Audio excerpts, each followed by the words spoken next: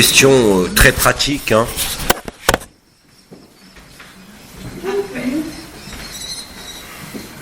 J'ai une question.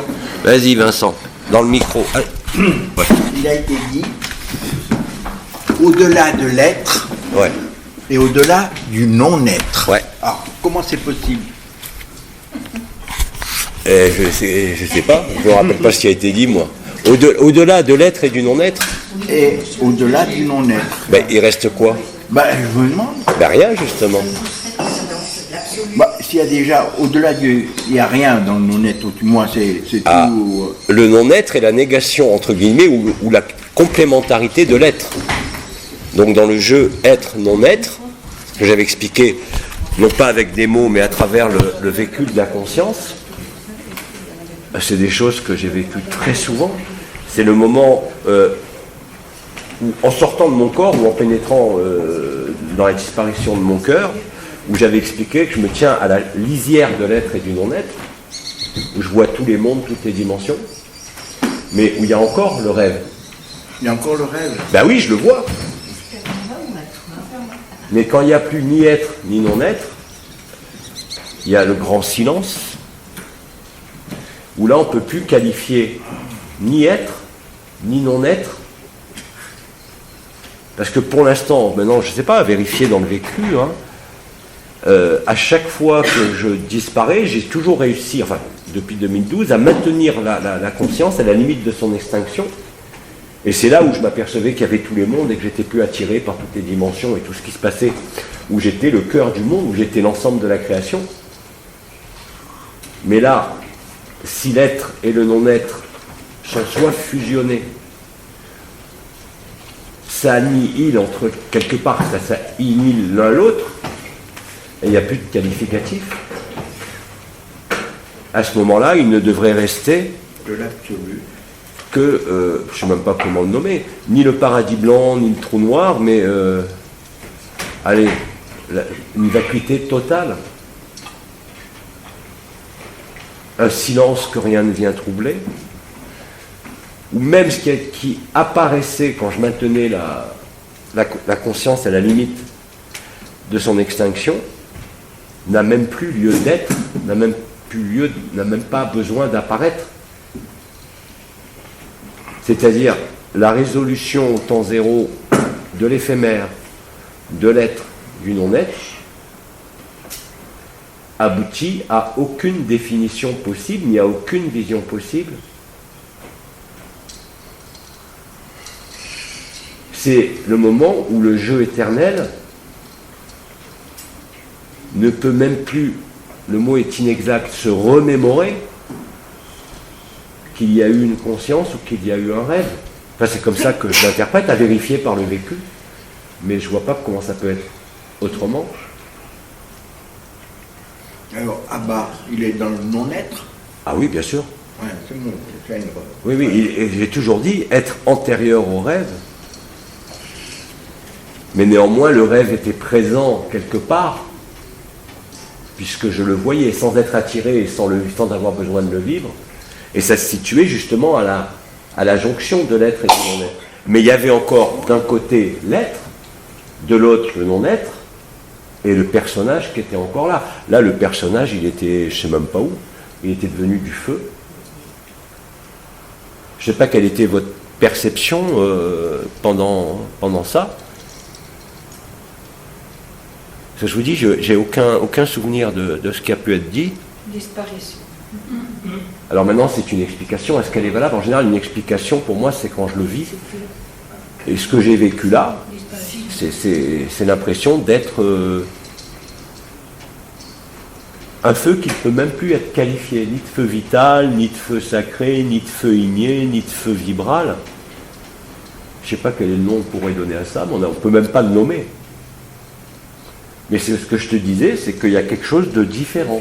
Et la seule différence que je sens, c'est que maintenant, même le feu contre lequel je pestais tout à l'heure par rapport à ici, n'existe plus. Enfin, il n'existe plus. Il n'impacte plus mon être, il n'impacte plus ma personne, et il n'impacte plus la conscience. Pour qu'il y ait pour qu'il y ait une sensation de brûlure ou quoi que ce soit, il faut qu'il y ait quand même une résistance. Alors s'il n'y en a plus, Là, je sens la brûlure, mais cette brûlure, qui est partout, hein, elle n'est plus localisée sur le cœur ou un endroit, je t'ai dit, j'ai l'impression d'être une torche de feu. Et ça dépasse largement les limites corporelles, ça dépasse largement ce que je perçois, c'est-à-dire mon propre rayonnement. Mais je ne peux rien définir là. Je ne peux rien nommer.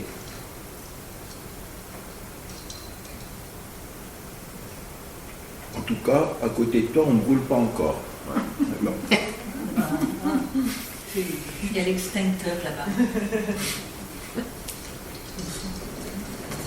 Je ne peux pas t'en dire plus, Céline. Ça fait penser au buisson ardent quand même. Hein. Oh, Buisson ardent. ah oui, Ce que tu as dit, torche oui, de tout à feu. fait. Ouais. Bah, c'est la suite de hier quand il disait La suite, oui. je suis celui que je suis. Quand tu dis je suis, non pas je suis, mais je suis celui que je suis, ça te renvoie à quoi? Puisqu'un buisson ardent, c'est plus une forme, c'est plus une conscience, c'est un feu qui s'entretient de lui-même.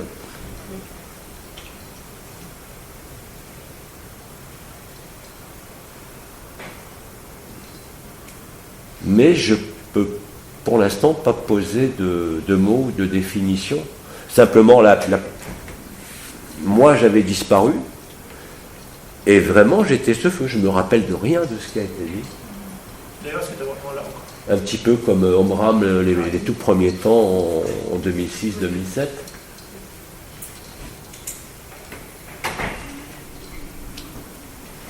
Je ne peux même pas dire que c'est complet ou incomplet. Tout ce que je peux dire pour l'instant, peut-être toujours, c'est qu'il n'y a plus aucune définition possible. Et c'est justement le fait de ne pouvoir rien définir, ni rien catégoriser, même si j'essaye de le faire là. Et c'est ce changement que je sens hein, en revenant là.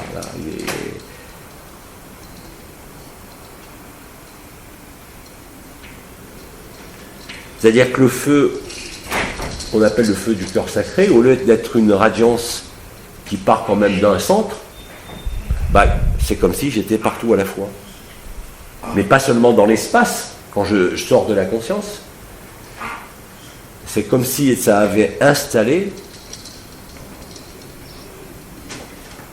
ou révélé, je ne sais pas,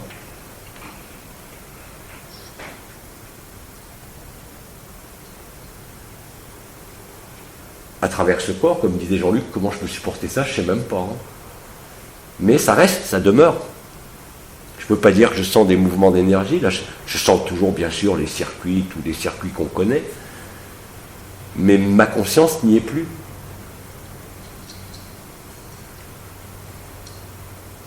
elle n'est plus localisée. C'est ça que je veux dire. C'est comme s'il y avait une non-localisation. D'accord. Pas seulement le temps zéro, mais je ne peux même pas définir l'espace. Je ne sais pas où est la limite. Et ça ne me gêne pas, c'est ça le plus surprenant.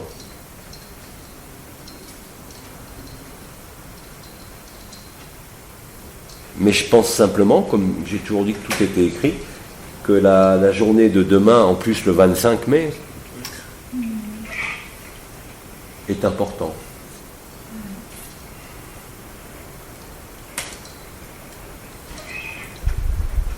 Tu vas être le volcan en même temps. C'est comme si je ne pouvais plus définir. Si on se rapproche de la lave, ça peut être. Mais c'est intéressant, ça a dû se vivre en 2 temps quand même. Oui. Pour installer peut-être quelque chose, donc Ouais. en 3 jours. Oui, tu as raison. C'est plus un rapport avec le soleil qu'un buisson.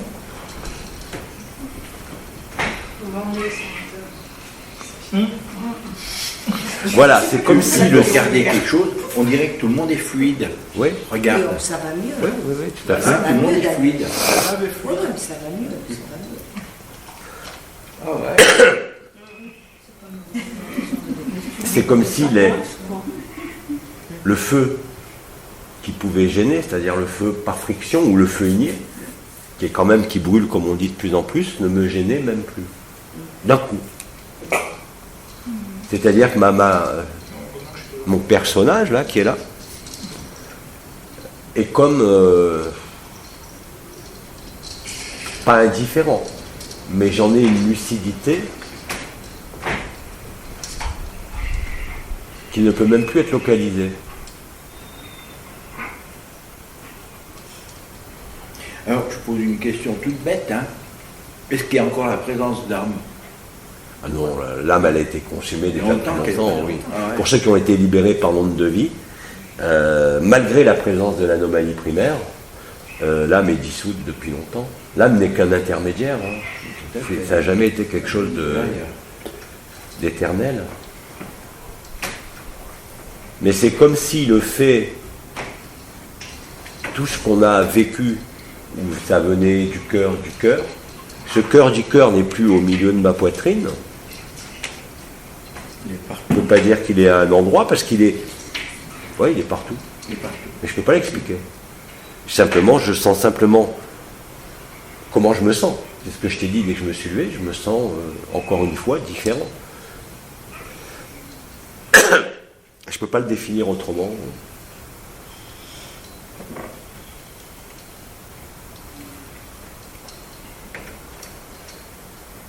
Avant que tu te couches, il y avait sur ta jambe gauche quelque chose qui ne circulait pas à la hauteur de la poche. D'accord? Ouais. Quand tu t'es levé, il y avait encore quelque chose et une espèce de, je ne sais pas ce que vous pouvez dire, une résistance, quelque chose, une présence, j'en sais rien, sur ton côté. Non, les présences, je les sens tellement bien que là, c'était pas une Donc, présence. donc c'est quelque C'est chose impossible. qui est. Alors je ne sais pas ce que c'est. Je sais pas non plus. Puis après, ben, plus rien. Et en regardant le corps, le trou s'il y en avait un, c'est fluide dans tous les sens. Devant, derrière, sur les côtés, d'autres en bas. Ouais. C'est comme si tout ce qui était là, Hum. tout ce dont j'ai parlé, que vous avez vécu, le tétracharis, le double tort, la nouvelle Eucharistie, le chakra du cœur, la couronne ascensionnelle, il est toujours là, mais ma conscience n'y est plus. Ou ce que je suis n'y est plus. Il est partout. Mais je ne peux pas dire que c'est... Non, je peux pas expliquer mieux que ça. Mais en tout cas, le vécu là dans l'instant est profondément différent. Hein. Et ça s'est produit effectivement pendant ce fait d'être transformé en une torche de feu. Et paradoxalement, cette brûlure, parce que d'ailleurs on décrit les étoiles hein, comme Ma ou comme Gemma ou Hildegard de Bingen, cette brûlure devient tellement intolérable, encore ce matin, que là,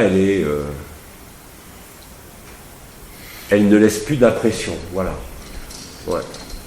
Alors, est-ce que quand il y a une brûlure, il y a une concentration encore de la conscience, comme c'est de la lumière, et à un moment donné, tout est dilué? Oui. Ouais. Ça veut dire certainement que, au moment de ce qu'on appelle l'événement, quel qu'il soit, non, même pas au moment. Ça voudrait dire que là, j'ai vécu l'événement. Il n'y a plus rien. Tout en maintenant cette chose. Ouais. Quand la dernière rencontre, Enol Waden est revenu. Ouais. Lors de sa première canalisation, il avait exprimé qu'il était cette joie, c'est un Ouais. disciple, qui était juste au passage, un peu avant ou après Métatron, Ouais. dans ce feu de Métatron qui est feu. Ouais, ouais. Et donc, quelque part, c'est intéressant, parce que c'était la dernière rencontre, il est revenu. Oui. Et puis là, on est dans cette jonction-là, antérieure à cette création. Et il y a quand même ce feu, il y a tout ça qui s'est vécu ces temps-ci, quoi, dans ce passage. Moi, ce que j'en retiens, c'est qu'à la fin, c'était vraiment les maintenant le silence. Et dans ce silence qui est là, puisqu'il a dit qu'il est là, dans ce lieu, il a parlé du premier Éden, du deuxième Éden, il y avait quelque part, là maintenant ça y est, c'est l'entrée dans le silence, quoi. Ou même le feu n'a plus d'impact. Enfin moi, je l'ai vécu. Mais là, le feu qui pouvait encore me gêner, hein, parce que c'était inflammatoire, est d'une douceur incroyable. Mais vraiment. Il est terrible, mais en même temps, il est d'une douceur incroyable. Voilà, c'est tout ce que je peux essayer de Et comment ça se fait que hier, tu te souvenais de tout ce que tu transmettais? Comment ça se Hier, fait? tu te souvenais de tout ce que tu transmettais, et aujourd'hui, pas du tout. C'est d'autres façons d'être lié. Hier, tu as tout entendu de ce qui passait à travers toi. Et aujourd'hui, il n'y a rien. Est-ce que c'est une autre façon d'être lié? Ah oui. Tu es relié non pas à quelque chose d'extérieur, ni même à ton cœur. Oui. Tu es toi-même, si je peux dire, la reliance.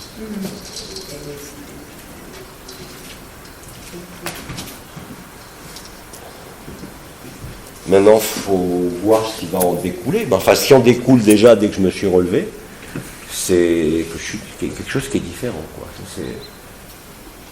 Et nécessairement, comme dit Vincent, partout là. En tout cas, il y a fluidité, hein, Oui. bien sûr, hein, je sens la fluidité de partout. Ben, c'est à vérifier pour ceux qui avaient des douleurs, des inflammations. Est-ce que vous sentez un changement? Que ce soit un endroit du corps ou pas? Oui. Je sais pas, j'ai pas bougé encore. On va voir quand tu vas bouger. Toi, je parle pour ta hanche.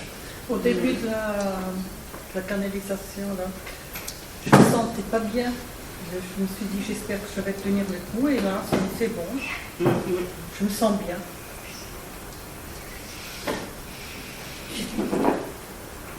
En tout cas, c'est très paisible ce que je ressens. Plus léger. Moi, je me trouve Je me sens très légère. C'est fluide dans la tête. On est dans un espace sans espace.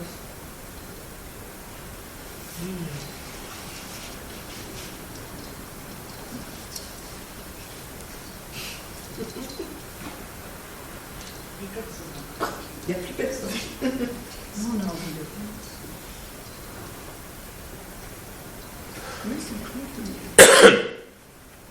D'autres choses à dire ou à demander? Si, il y a encore quelque chose qui me tourne la tête. Comment, depuis le point zéro, là où il y a l'information, que tout est équilibré, ça ne bouge plus, qu'est-ce qui, à un moment donné, a créé un déséquilibre?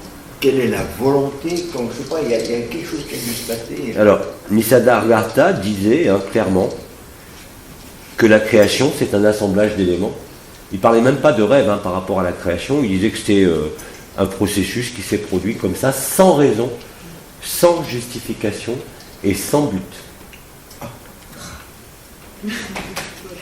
Qui est apparu, ça disparaît, sans raison, sans but et sans fonction.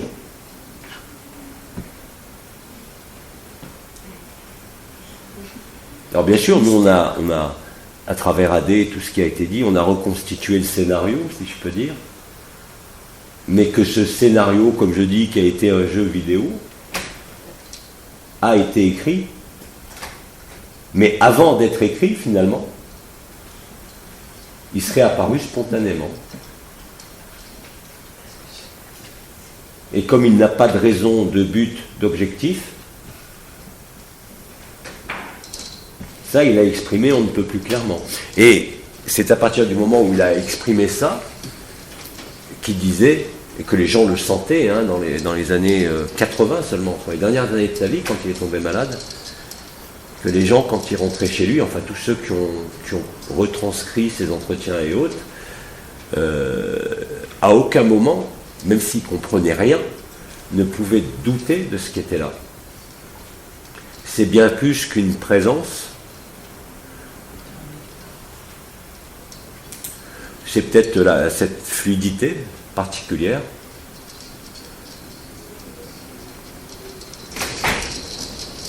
Mais pour l'instant, je ne peux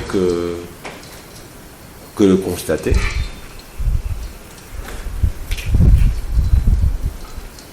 Alors peut-être que c'est ça le grand silence, je ne sais pas. Où il n'y a même plus besoin de conscience qui se maintienne à la jonction de la conscience. En tout cas, c'est un silence qui semble, qui est différent au vécu du paradis blanc. Ouais. du silence du paradis blanc, où il y avait encore la vision, il y avait encore quelque chose. Là, c'est parle de silence, mais je ne l'ai pas vécu comme le même silence. Oui, et on avait encore l'impression que tout se résolvait au cœur du cœur à travers le double tort et ce qu'on vit les uns et les autres à ce niveau-là. Là, j'ai même plus l'impression que c'est localisé. Pourtant, je sens toujours tout. Hein. Mais ma conscience n'y est plus. Mon personnage n'y est plus. Et le silence? Et la seule constatation que je fais, c'est que ça a rendu ce feu intolérable, presque jouissif, quoi. Alors, est-ce que c'est une expérience ou est-ce que c'est quelque chose qui demeure? J'en ai aucune idée. Hein. J'ai jamais vécu ça, donc je peux pas. J'ai aucun point de repère, même en conscience nue, même à la lisière de l'être et du non-être que je vis avec facilité, mais ça ressemble pas à ça.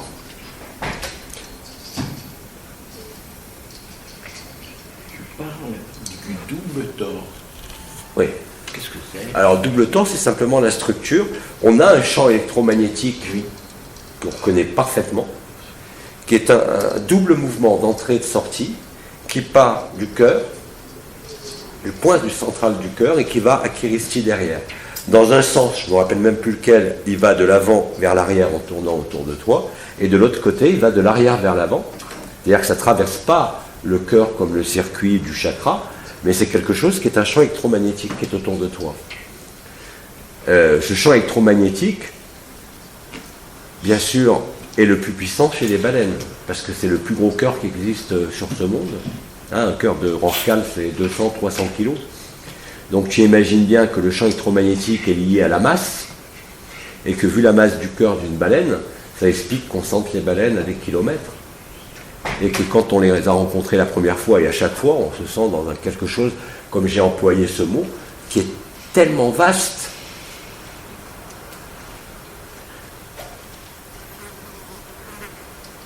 Et je ne peux pas dire que c'est le début ou la fin du rêve, puisque le rêve, là, n'a plus aucun intérêt.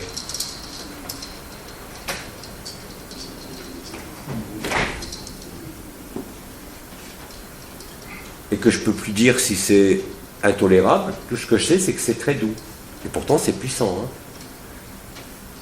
C'est extrêmement puissant, mais cette puissance est en même temps une grande douceur.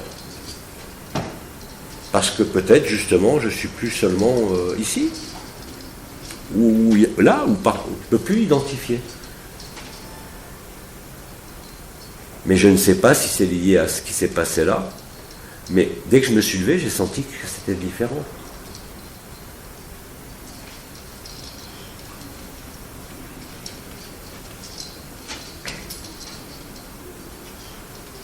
Encore une fois, hein, je vous rappelle, pour ceux qui n'ont pas eu l'occasion d'écouter longuement tout ce que j'ai pu dire, ce que je vis, vous le vivez tous.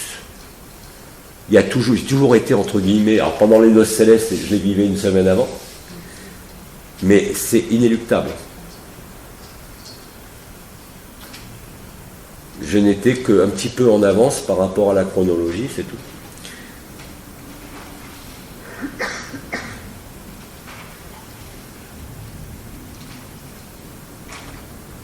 Mais là, j'ai l'impression que ça concerne pas seulement ce personnage, mais qu'il y a quelque chose qui a été délivré et qui est en rapport, là je le sens de plus en plus avec ce lieu, hein, avec le volcan là.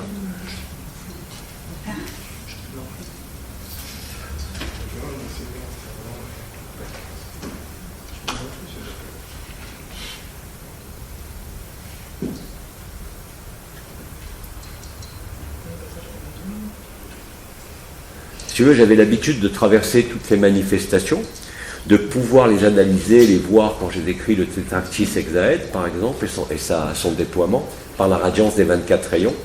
C'est quelque chose que je sentais, que je voyais, que je vivais. Mais c'est comme si ça n'avait plus aucune importance. Il y a quelque chose qui me vient. Hier, on dit « je suis toi ». Ouais. Bon, est-ce que entre la partie éphémère et le je suis Yahweh vient de se relier, fusionner. Ouais. C'est ça en fait. Ouais. Donc il n'y a plus de résistance, il n'y a plus de... Je le vis comme ça pour l'instant. On verra ce soir. Jean-Luc, tu parlais du volcan. Ouais. Est-ce que tu peux nous rappeler ce qui s'est passé pour l'Atlantide? L'amour ne s'est pas vécu, ça ne s'est pas vécu, ce qu'on vit là. Qu'est-ce qui s'est passé? Est-ce qu'il y a une fission nucléaire? Qu'est-ce qui s'est passé? Ah non. Ben voilà, justement. Là, qui s'est tu passé? m'amènes à reparler de l'histoire. Non, ça a été- Mais il n'y a pas de secret. Hein. Je suis arrivé sur cette terre en tant que Elohim en 50 731 avant Jésus-Christ, l'équivalent du mois de mai d'ailleurs, à Teotihuacan, la cité des dieux. On a fait le sacrifice de notre éternité en s'incarnant, mais non pas par les voies de la conception, un peu comme Babaji qui a synthétisé un corps. Je n'étais pas seul, hein, on était une douzaine, au concile qu'on a appelé le concile d'Alta, portait mon nom que j'avais, qui a permis de maintenir un semblant d'individualité pour pas qu'il y ait d'oubli. On est arrivé avec la Jérusalem céleste à ce concile qui a eu lieu à Teotihuacan.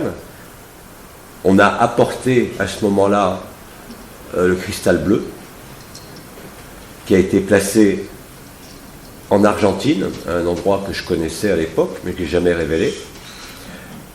Ces Elohim qui ont synthétisé un corps, bien évidemment, sont morts, puisqu'ils étaient mortels à ce moment-là. Ils ont perdu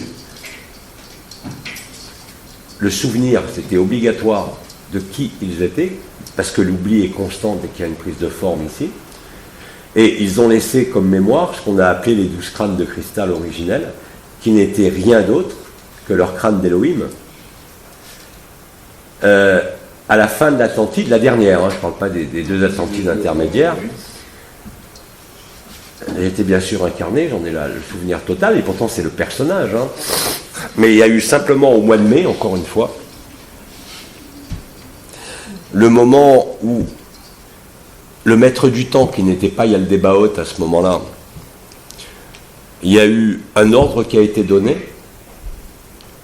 de faire exploser tous les cristaux majeurs de l'Atlantide.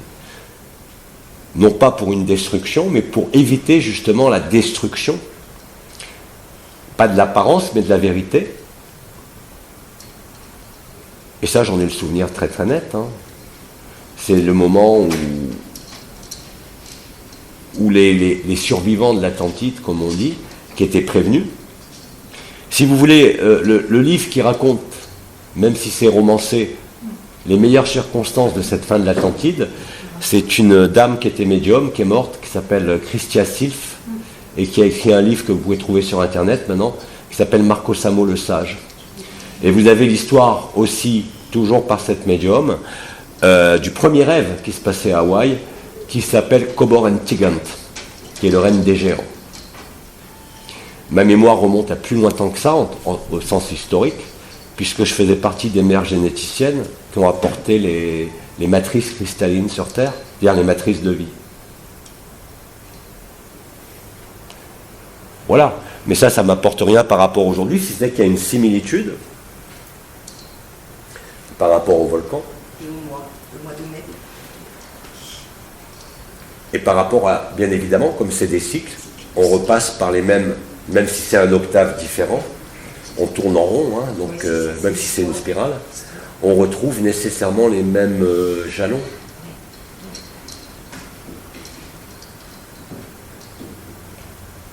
Même si je sais pertinemment que même cette mémoire de mère généticienne, d'Elohim, ne sert à rien. Mais il fallait retrouver l'histoire. Oui, puisqu'il en a parlé aujourd'hui aussi. Il fallait retrouver l'histoire. De la même façon que l'année dernière, il y a eu la fin de l'anomalie primaire début mai. Mais ça se passait en conscience nue et ailleurs que sur Terre, même si on parcourait la Terre, hein, puisqu'on a activé beaucoup de volcans en conscience nue. Les gens ne comprenaient pas, il y en a qui pleuraient d'ailleurs, qui m'accompagnaient. Partout où ils passaient sur des beaux paysages, tout s'enflammait. Mais ça se passait sur un plan éthérique, sur un plan causal, Alors que là, on est ici présent physiquement.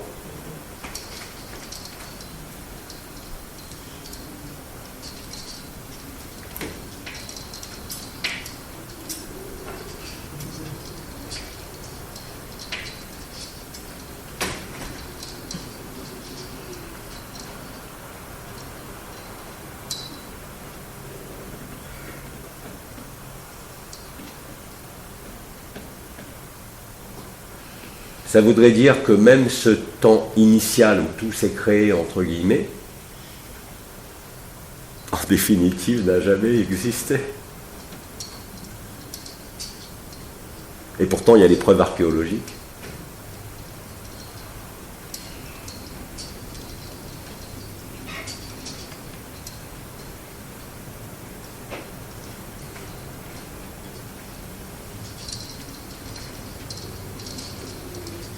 Mais comme le disait Omram à l'époque, la préparation de la Terre, ça fait 6 cycles. Vous vous rappelez qu'à l'époque, il donnait, il y avait eu 80 mondes enfermés, il en restait 40 et après 30. Ouais. Mais l'enfermement lui-même fait partie du rêve.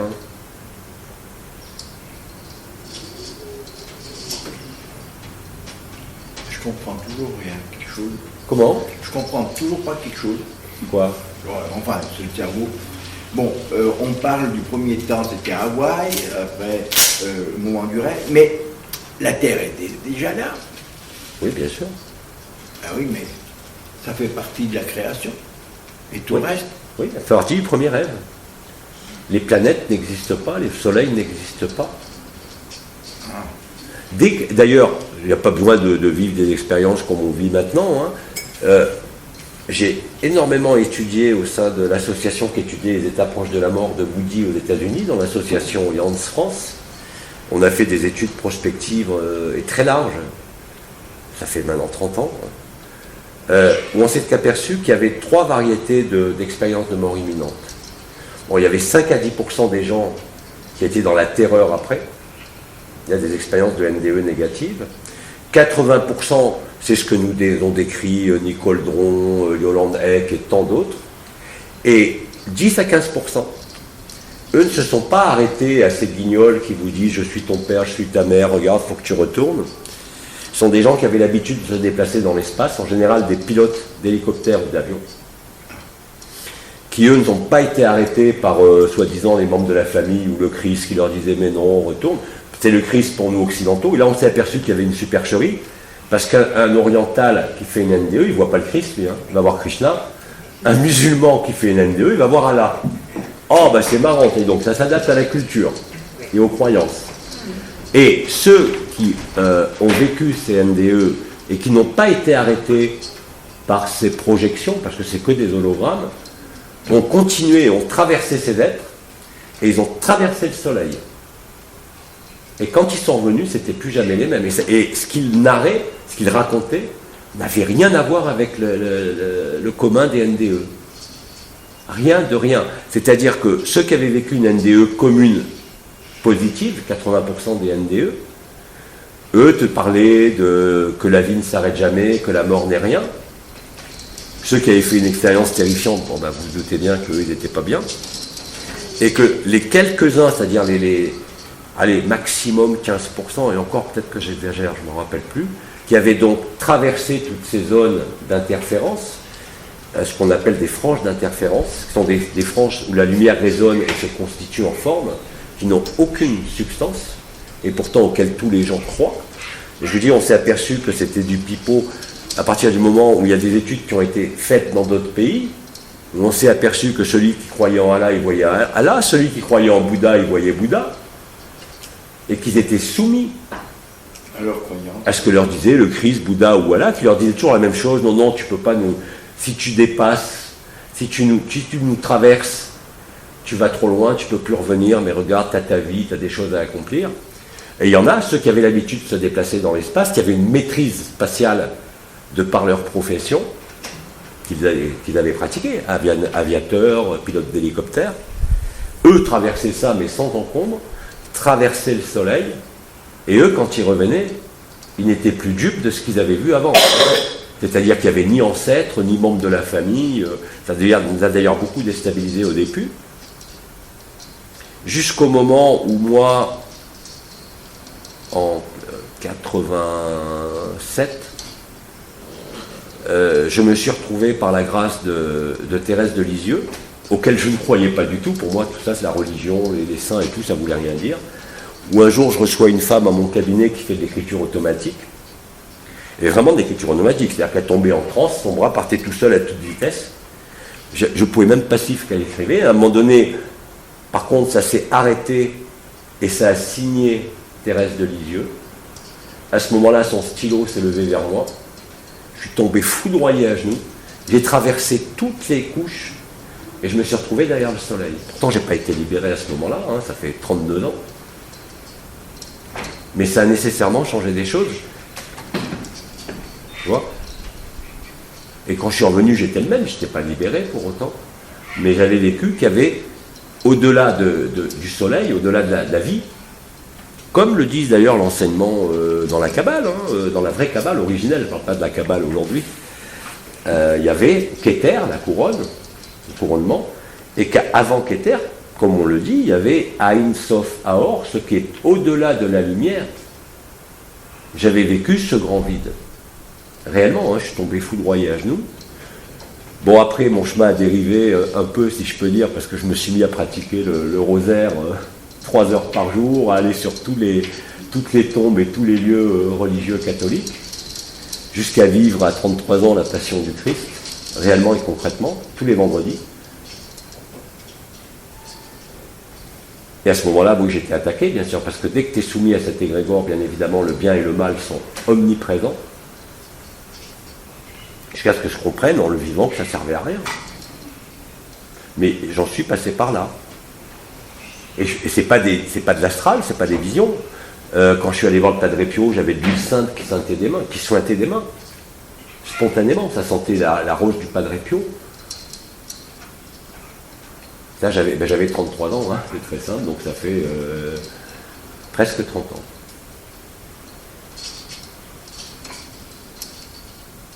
Et là, je vous confie l'histoire du personnage, mais j'en tire aucun avantage, ni aucun privilège. Hein. Simplement, c'était certainement des passages obligés pour permettre de me retrouver. Au-delà de toute histoire, ce que j'ai vécu avec Bidi dès la montée de l'onde de vie,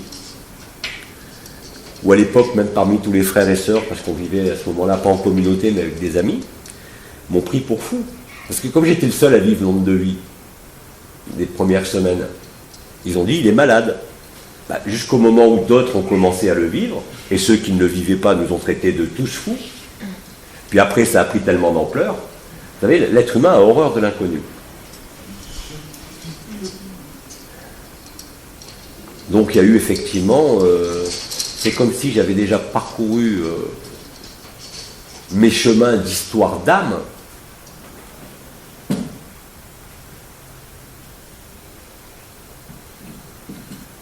Je suis monté dans un vaisseau, par exemple, des mères généticiennes, avant même qu'ils soient présents sur Terre.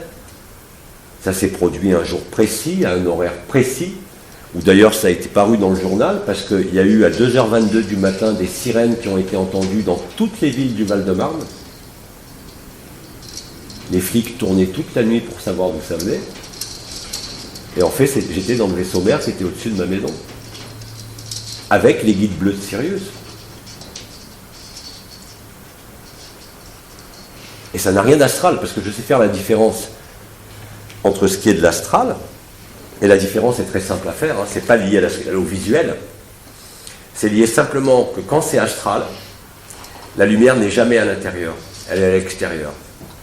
Vous avez la représentation dans le film Prédiction des Elohim, vous le voyez, ils sont transparents, la lumière vient de l'intérieur, c'est pas une lumière reflétée ou réfléchie, alors que toutes les NDE, quand on a enquêté, quand ils rencontraient Allah, Bouddha, Jésus, Ahmed et leur famille, la lumière était à l'extérieur.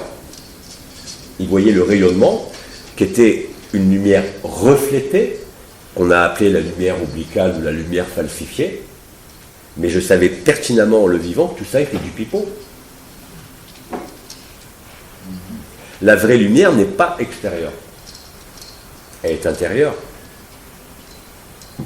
Et il y a une différence visuelle et une différence de perception en dehors de ce corps. Hein, quel que soit le corps emprunté, parce qu'à l'époque, bien évidemment, j'empruntais que mon corps astral, il n'y avait pas d'autre corps de disponible. Et toute l'année dernière, où je suis sorti en conscience nue en empruntant tous les costumes que je voulais, de tous les dieux possibles et inimaginables du Panthéon, à aucun moment je me suis identifié à ça, parce que je savais que c'était des costumes. Mais là, la lumière, elle n'était pas extérieure. Elle venait de ma conscience nue, du cœur du cœur. La lumière est intérieure. Et la différence visuelle te donne à le voir clairement. Et tous ceux qui se sont abusés par le rayonnement. Mais c'est creux. Il n'y a rien à l'intérieur. C'est une lumière reflétée. Alors que quand vous voyez, si vous vous rappelez le film Prédiction, quand on vient chercher les gamins d'ailleurs à la fin, vous remarquez qu'ils sont sur un tapis d'obsidienne œil céleste, comme par hasard, et que les Elohim qui font à peu près 2,40 m, on voit que la lumière, elle est émanée de leur cœur. Et ils sont transparents. C'est ce qu'on appelle le corps de cristal, le corps d'Elohim. C'est une spécificité du corps d'éternité. Alors, lorsque les scientifiques parlent que l'ADN émane du photon, C'est qui tout à fait permet vrai. de communiquer avec les autres photons, Ça communique toujours... déjà avec l'extérieur de la cellule. Hein, avant de parler de communication, le rayonnement ultraviolet émis par l'ADN qu'a trouvé le professeur Popp en Allemagne est réel, mais cette émission de photons en ultraviolet, c'est le signal d'information qui est émis par l'ADN, mais il ne faut pas croire qu'il sort du corps celui-là. Il n'est jamais sorti Il du reste corps. toujours à l'intérieur. Non, il reste. Alors, Il parcourt la cellule, Oui. il délivre l'information à l'extérieur de la cellule, mais ça ne sort pas du corps. Sans ça, on serait tous bioluminescents. On la verrait, cette lumière. Mais il y a réellement une émission de photons, mais ces photons dits ultraviolets, qui sont en fait liés, pas à un rayonnement naturel, c'est tout ce qu'on appelle l'architectonique moléculaire. Aujourd'hui, on sait pertinemment que la molécule n'est rien. Ça a été démontré par le directeur du laboratoire central de Polytechnique il y a 25 ans, qui s'appelle Joël Sternheimer, qui a écrit un livre aux presses universitaires françaises qui s'appelle La musique des particules, qui a fait une expérience très simple. Il est allé dans une laiterie en Normandie. Il a mis d'abord en équation que l'énergie est égale à la masse que multiplie la vitesse de la lumière, et que sous certaines conditions, l'énergie est égale à h nu, c'est-à-dire l'équation de la physique quantique et non pas de la physique générale. Et donc, sous certaines conditions, tu peux mettre mc2 égale h nu. Moyennant quoi, tu connais la masse d'une molécule, tu peux calculer sa fréquence dans n'importe quelle réduction électromagnétique. Donc, lui, il a converti la fréquence de l'hormone lactogène de la vache en fréquence, en réduction électromagnétique, en fréquence audible. Il a fait entendre ce son aux vaches. La production de lait a augmenté de 30%, sans que le taux de l'hormone circulante dans le sang des vaches n'augmente. Et on sait aujourd'hui pertinemment qu'une molécule, comme on nous l'a appris en biologie, n'a pas besoin de s'adapter dans la serrure, c'est-à-dire de pénétrer la membrane cellulaire pour déclencher le signal, qu'à l'approche de la cellule, qui émet donc un rayonnement photonique dans l'ultraviolet, qui vient de l'ADN, la molécule qui arrive change de forme. Et le changement, ce qu'on appelle l'architectonique moléculaire, et quand cette molécule change de conformation spatiale, elle émet un rayonnement ultraviolet qui est reconnu par la cellule. C'est ce qu'on a démontré déjà il y a 30 ans. C'est responsable de ce qu'on appelle aussi la mémoire de l'eau, puisque la molécule d'eau, c'est l'hydrogène avec la tête amicée, les deux hydrogènes. On sait qu'il y a plusieurs mémoires dans l'eau, hein. Et l'une des mémoires les plus importantes, c'est ce qu'on appelle l'angle que fait la molécule d'oxygène avec les deux électrons périphériques de l'hydrogène, qui est un angle qui varie entre 103 et 106 degrés. Et quand cet angle varie, ça émet aussi de la lumière ultraviolette, donc invisible à l'œil. Donc tout ça est parfaitement cohérent, si tu veux, parfaitement démontrable. Pourquoi on parlait de ça ? Justement, l'arrivée des rayons gamma qui commencent à rentrer sur la planète, est-ce que ça est en relation avec ce qui s'est vécu ces 2 jours ? Ah oui, ce qu'on appelle les ground level events, c'est-à-dire le moment où les rayonnements gamma touchent Terre. On le voit sur les courbes ionosphériques, hein, en projection sur la Terre. Les ground level events, il n'y en a pas tous les jours, mais il y en a toutes les semaines maintenant. C'est ça qui nous brûle. Hein. Et c'est ça qui nous brûle. Ah oui, oui. C'est pour ça. Ça brûle réellement. Oui. Et tu l'as beaucoup senti ces derniers jours. C'est une morsure physique. Il y a eu un ground niveau là. Alors le rayonnement gamma, ils veulent tous s'en protéger avec ce qu'ils ont construit sous terre, Ah voilà. les villes souterraines pour y échapper. Mais ils ont oublié qu'une chose, c'est que le rayonnement gamma est ce qu'on appelle les rayonnements exotiques, qui ne sont même pas des rayonnements gamma, qui sont beaucoup plus rapides, traversent la matière de part en part et y mettent fin. L'extinction level event, la disrupture, comme ils disent avec euphémisme aujourd'hui, ou l'effondrement, est une réalité qui est en cours, oui, bien sûr. Je n'ai pas besoin maintenant des canalisations ou qu'on nous prévienne de n'importe quelle date, c'est en cours. C'est réel. Ils le savent. Vous le sentez bien d'ailleurs, tous ceux qui sont cultivateurs, vous voyez bien la puissance du soleil, même quand on ne le voit pas. Or, il n'y a plus de soleil, c'est ce qu'on appelle des sun simulators. Le rayonnement du soleil est complètement éteint, puisque nos corps d'éternité ne l'alimentent plus, ils sont tous là. Donc il nous a mis des lentilles. Par contre, le soleil, qui est un portail interdimensionnel, laisse passer maintenant les rayonnements gamma. Et le soleil, à un moment donné, va s'ouvrir comme une orange, vous le voyez à travers les trous coronaux, qui sont en permanence maintenant au niveau du pôle nord et du pôle sud du soleil. Et le moment où ça a failli se réunir il y a déjà plusieurs mois, hein, au moment où le trou coronal parcourra toute la surface du soleil depuis le pôle nord au pôle sud ou l'inverse, c'est fini. Le soleil il se transforme en géante rouge. Mercure est réabsorbé dans la protosphère solaire et il n'y a plus de vie possible dans quelque monde carboné que ce soit. Parce que le carbone ne peut pas métaboliser le rayonnement gamma. C'est impossible. Impossible.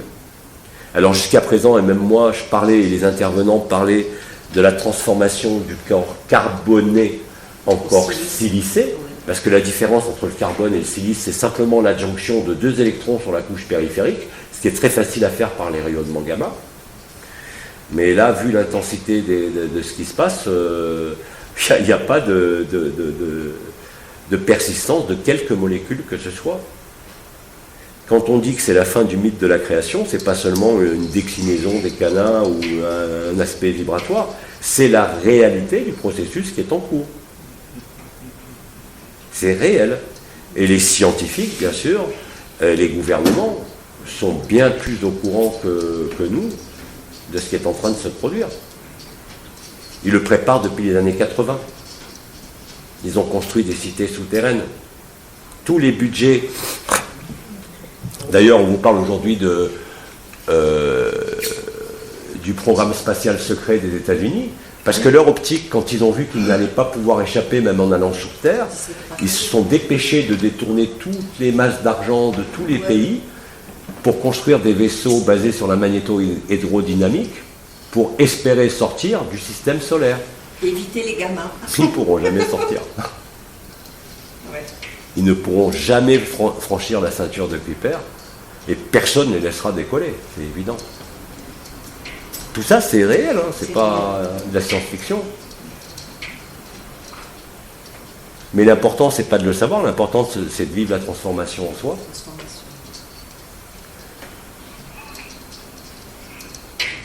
Mais les ground level events qu'on a, et maintenant, il vous parle ouvertement de 6e extinction de masse, c'est la réalité. Alors, on vous disait c'est dans 100 ans, on vous disait c'est dans 30 ans, et là, maintenant, on vient de décréter que la menace existentielle est dans 2 ans. Bah, bien sûr, parce que le pic du minimum solaire est en 2020, et quand l'événement, le flash solaire, qui a été vu par tous les gens qui font du remote viewing, le Major Ed Dems ou encore en Russie, même s'ils n'ont pas pu le dater, ils ont quand même identifié une séquence d'événements très précise.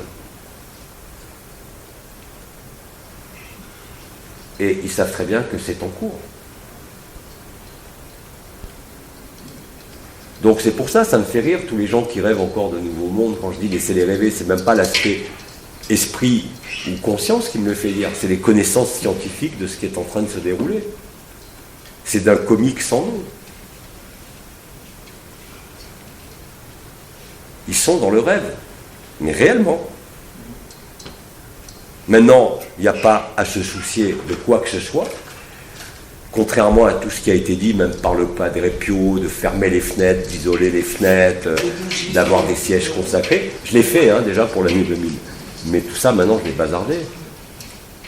Il n'y a rien à se préserver. C'est la lumière qui revient. Et nous sommes cette lumière qui revient. Nous sommes, entre guillemets, ceux que nous attendions, puisque nous avons tout parcouru. C'est pour ça qu'il y a tant d'origines stellaires sur Terre.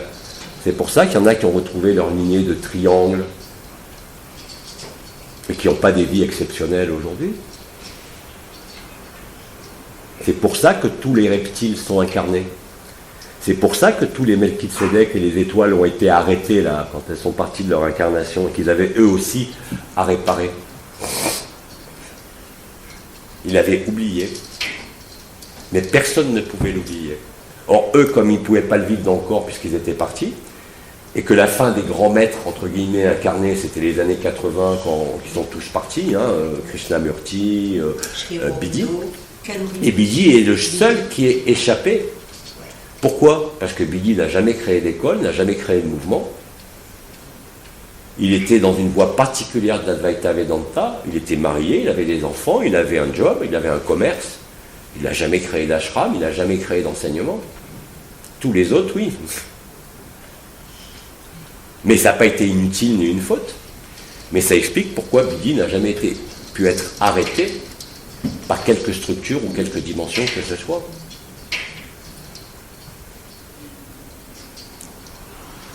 Alors bon, moi, la chance que j'ai, c'est que j'ai tous les éléments scientifiques, vécus, explications. Mais, encore une fois, les explications, si je ne l'avais pas vécu, ça resterait des explications. Or, aujourd'hui, vous le vivez tous. Vous sentez tous le feu qui est là. Même ceux qui n'ont jamais vécu de vibration avant ou d'énergie avant, qui ne savent même pas ce que c'est qu'une étoile, une porte ou la supraconscience. Ils le vivent avec la même intensité.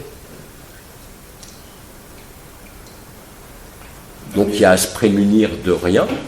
Il faut vivre chaque jour avec une plénitude totale. Continuer à vivre. Il y a des gens qui n'ont rien compris l'année dernière qui me disaient « mais tu programmes des stages encore l'année prochaine ?» Mais oui, jusqu'au dernier moment, je programmerai des rencontres, je me déplacerai. Et si ça doit survenir, il n'y a aucune raison qu'on me prévienne, puisque je serai comme tout le monde à ce moment-là, et je serai où je serai. J'en ai rien à faire. J'ai rien à préserver. D'ailleurs, le Christ avait dit « celui qui voudra préserver sa vie, la perdra ». Et là-dessus, vous avez le Padre Pio, Marie-Julie Jauni et tous les saints qui ont dit « oh là là, il faut vous protéger ». Non, mais il y a un problème là. Eh oui, parce qu'ils étaient soumis aux égrégores religieux, qu'on le veuille ou pas. Quoi qu'ait vécu le Padre Pio, qui était d'une sainteté incroyable.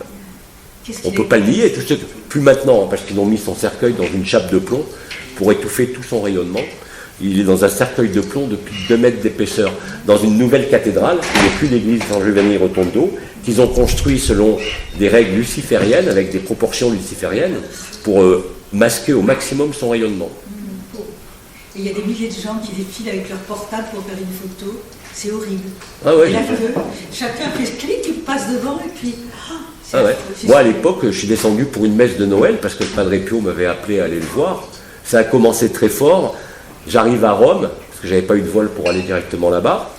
J'avais loué une voiture, et je me retrouve dans une voiture, la seule de tout le parking qui était violette. Violet, c'est pas courant comme voiture. Je démarre le moteur, la radio était allumée, et j'entends « Oh, happy days !» J'arrive chez le Padre Pio, je fais la route à San Giovanni Rotondo, et je descends dans la crypte. Et dans la crypte, j'ai été fracassé, je ne sais pas de quoi. C'est là où l'huile sainte est sortie de mes mains avec l'odeur du Padre Pio. Mais je n'étais pas le seul, on a été des dizaines à le vivre. J'étais pourtant en couple, mais il y avait des tas de gens qui venaient là pour la première fois, ils ont eu la même chose. Et après, il y a eu tellement de miracles sur la tombe du Padre Pio qu'ils ont décidé de construire en urgence la cathédrale à côté, là, et de le mettre dans un cercueil en plomb pour limiter son rayonnement. Et maintenant, il n'y a plus rien. Et tu es allé à la grotte du Gargano de Saint-Michel? Je suis allé après, bien sûr, sur le mont Gargano, sur la grotte de l'Archange. C'est fort dans cette grotte. où a été foudroyé Saint François d'Assise, quand il a voulu rentrer dans cette... C'est la seule église non consacrée par l'homme qui a été créée par l'archange Saint Michel. Il y a une énergie absolument incroyable, qui est loin d'avoir le mont Saint-Michel, parce qu'avec toutes les conneries qui ont été faites là-bas,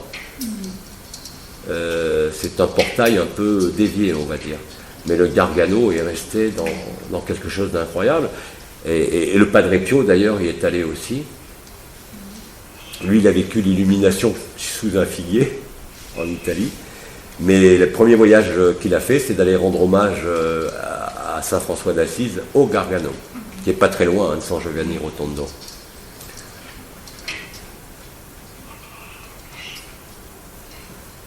En fait, tout ça ne m'a servi qu'à comprendre que c'était que du pipeau, malgré la beauté de ce qui a été vécu. Hein, c'était très beau, mais c'était profondément incomplet.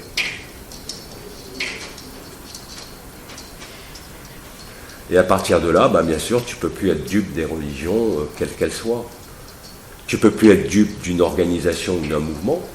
C'est d'ailleurs pour ça que 2012, avant que AD s'arrête, bien longtemps avant, dans l'année, au mois de mars, Krishnamurti nous a dit, en canalisation, vous devez mettre fin à toute organisation.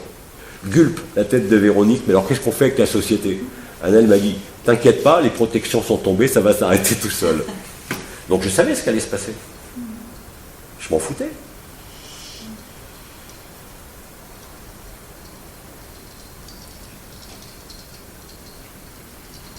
Donc effectivement, c'est une histoire particulière,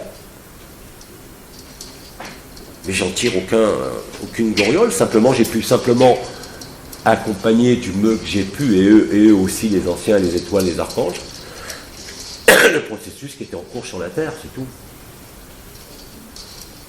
Et vous pensez bien que je me fous de ce que pense Pierre-Paul Jacques et de tous ces reptiles non rédemptés qui maintenant me font la chasse où qu'ils veulent. Ils peuvent courir longtemps, hein. J'en ai rien à faire. Pépère m'a resurnommé tête de caboche, mais ils ont quand même oublié que mon deuxième surnom que m'a donné Pépère était incassable.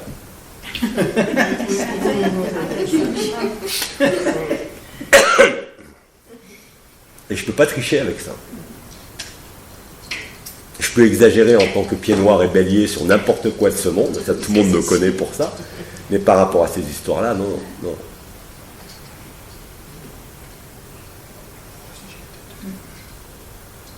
C'est impossible de mentir. Je peux me tromper comme tout le monde sur les circonstances de ce monde.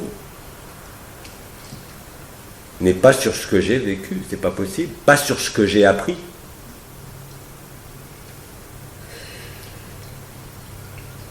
Dans l'histoire, on revient un tout petit peu à l'histoire, on parle pas mal de la présence des crânes allongés.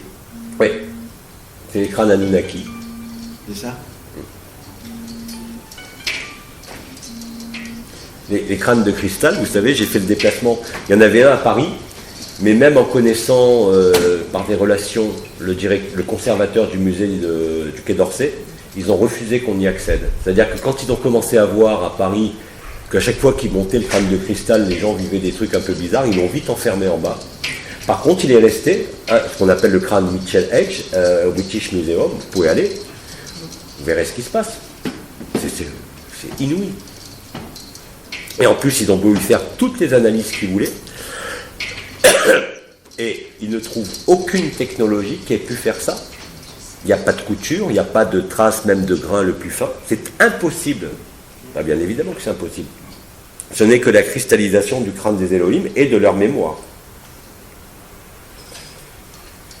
Je rappelle que le fameux cristal bleu qui avait été déposé en Argentine, qui était en fait l'équivalent du noyau central de la Terre, qui n'est pas un noyau liquide, c'est un noyau cristallin, a été ôté l'année dernière et a été remis à sa juste place, c'est-à-dire au front de Marie. Au fond de Marie.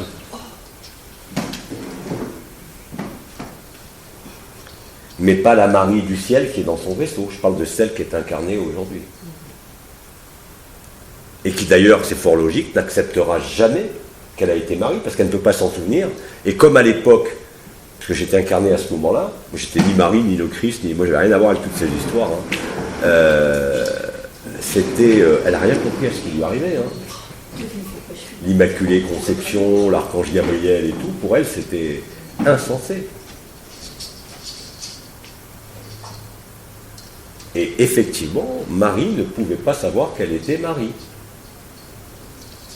De même que jusqu'à la révélation de l'année dernière, je ne pouvais pas savoir que j'étais Abba. Quand je dis que je suis Abba, que vous l'êtes tous, c'est la vérité. Je n'invente rien, je ne cherche aucune gloriole à travers ça. Ni aucune supériorité. Ça me fait ni chaud ni froid. Puisque tout cela n'existe pas. C'est pourtant réel et concret. Puisqu'on revit l'histoire. Hein, on achève l'histoire ici. Je l'ai démontré à travers toutes les chansons qui accompagnaient Depuis le paradis blanc de Michel Berger, que je vous invite à revoir la vidéo originale de Michel Berger, vous allez tout comprendre. Il y a l'échelle de Jacob, il y a Marie devant son écran de télé, avec la télé, il n'y a plus de courant, il n'y a plus de création, il n'y a plus de rêve.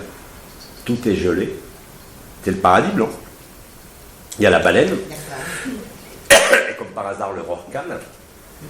Il y a le voyageur, celui qu'on voit s'éloigner dans le paradis blanc. Tout y est. Et même dans des chansons qui n'ont rien à voir avec la France, hein, par exemple Purple Rain de Prince, regardez la vidéo originale, vous allez tout comprendre. Tout a été écrit. Même les gens qui croient créer quelque chose ne font que suivre leur inspiration, comme il dit. Et ils ne font que obéir à une programmation inconsciente. C'est tout.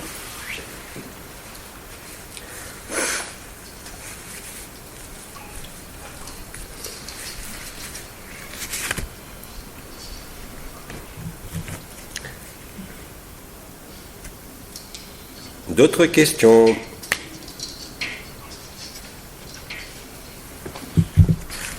Bon, là, je vous ai tout dit. Hein. Mais bon, j'ai eu des tas de preuves. Hein. Par exemple, une autre histoire, là, qui est beaucoup plus terre-à-terre. La plupart d'entre vous savent que j'ai une médiumnité héréditaire, parce que ma mère est médium, mon fils est médium, ma sœur est médium, ma grand-mère était médium. Simplement, ce n'est pas la même médiumnité qui s'exprime. Ma mère est une froussarde, mais elle est terrorisée par la lumière. Donc, à chaque fois qu'elle a des informations, elle les a uniquement, elle dit « j'ai rêvé », parce qu'elle serait incapable de les assumer en état lucide. Et elle, la particularité, c'est qu'on lui donne des dates, mais pas des dates par rapport aux événements, des dates par rapport à sa famille, qui sont d'une précision redoutable. Pourquoi je parlais de cette médiumnité? Parce que j'ai fait aucun travail, c'est comme ça.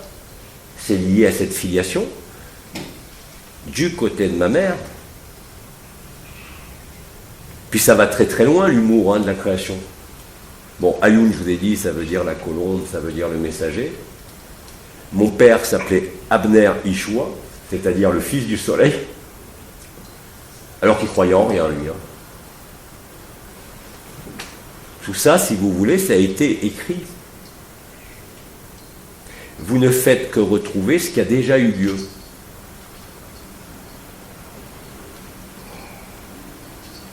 Ça peut paraître complètement dingue, mais c'est la vérité.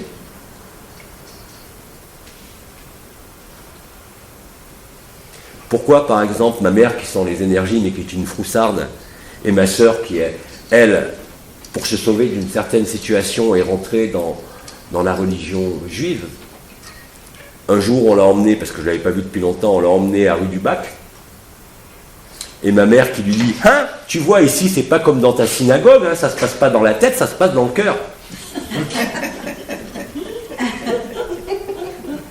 Elle ne sait pas ce que c'est qu'un chakra. Hein.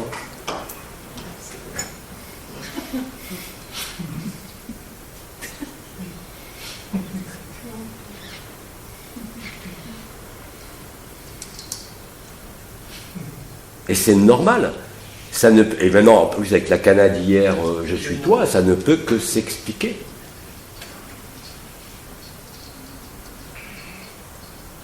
Et je ne pouvais être qu'en France, tout en étant né hors de France. J'aurais mieux fait de vivre en Espagne, j'aurais pas eu d'emmerde, mais j'aurais pas pu vivre ce que j'ai vécu. Tu vois. Donc tout a une raison. Même si tu ne la vois pas, elle existe. Et quand tu t'aperçois que toute ta vie est comme ça, de plus en plus précisément, bah tu peux. C'est pour ça qu'on voit, c'est facile, tout est écrit. La dernière stupeur que j'ai eue, c'est la rencontre avec Faham, quand je me suis aperçu après que c'était l'endroit de la jonction des quatre Orients, entre l'océan Atlantique, la mer Méditerranée, l'Afrique et l'Europe, en plein milieu des colonnes d'Hercule. J'avais déjà eu la preuve pourtant avec les chansons, avec le vécu de l'époque, en conscience nue. Et depuis, je sais que quoi qu'il se déroule, c'est pas moi qui ai décidé de venir à Tenerife, hein, c'est Martine qui nous a invités. C'est elle qui a tout organisé. C'est elle qui a choisi la date. T'as dit oui. Moi, j'ai rien choisi. J'ai essayé d'aiguiser. Donc, je peux m'inquiéter comme tout être humain par rapport à ma vie, par rapport à ma voiture qui a cassé, à l'argent qui peut manquer, mais je peux absolument pas m'inquiéter sur ce qui se déroule. C'est impossible. Mais j'ai conservé mon humanité la plus basique, heureusement. Sans ça, j'aurais pris la grosse tête. On parle de plus en plus des portes. Ouais. Des portes, donc dans les hautes sphères scientifiques, etc., ils les connaissent très bien. Ouais. C'est ça, hein? Oui, il y en a une sur Terre, c'est le golfe d'Aden, au large du Yémen. C'est pour ça qu'il y a la guerre là-bas, d'ailleurs. Beaucoup de flottes internationales sont là-bas parce qu'ils savent que c'est un portail qu'ils pensent garder pour éviter l'intrusion des extraterrestres, mais les extraterrestres sont partout dans nos cieux. Les Végaliens se baladent librement au-dessus des plus grandes villes de la planète maintenant.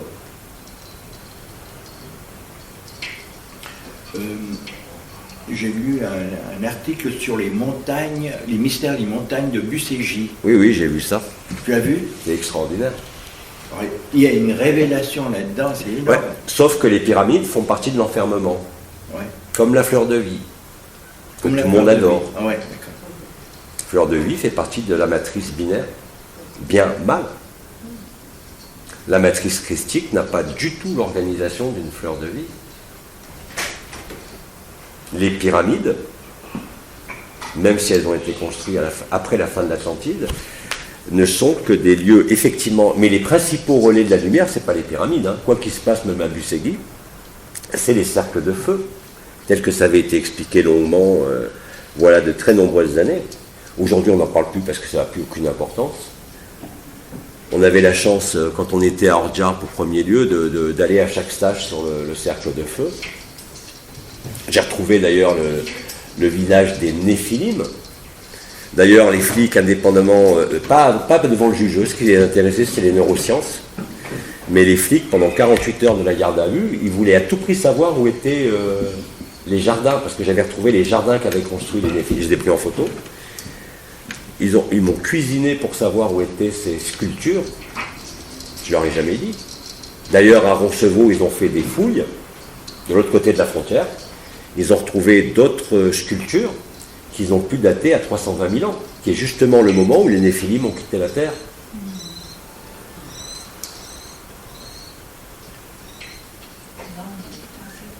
Et encore une fois, tout ça, c'est des données historiques. Bon.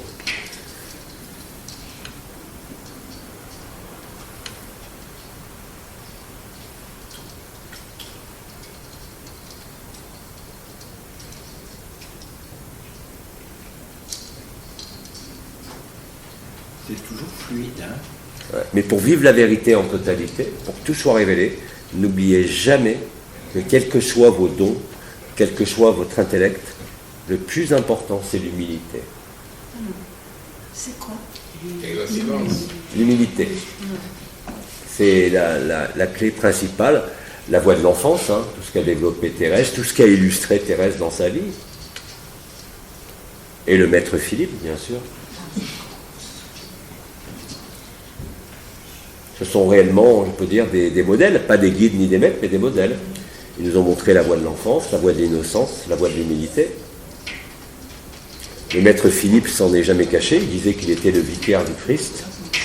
Et quand on lui demandait comment il faisait ses miracles, il disait c'est parce que je suis le plus petit d'entre vous.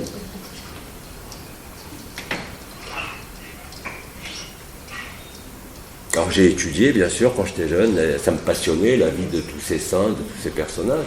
Comme beaucoup parmi vous sont passés par l'Inde, par l'hindouisme, par toutes les religions, par certaines, peu importe, par des mouvements, je crois, et autres, et autres. Ça fait partie de... C'est le petit poussé qui retrouve ses petits cailloux et qui parcourt un chemin. Alors ces chemins, on les accepte, après on ne les rejette pas, mais on les dépasse. Ça a été jalonné, hein. Tout ça a été écrit.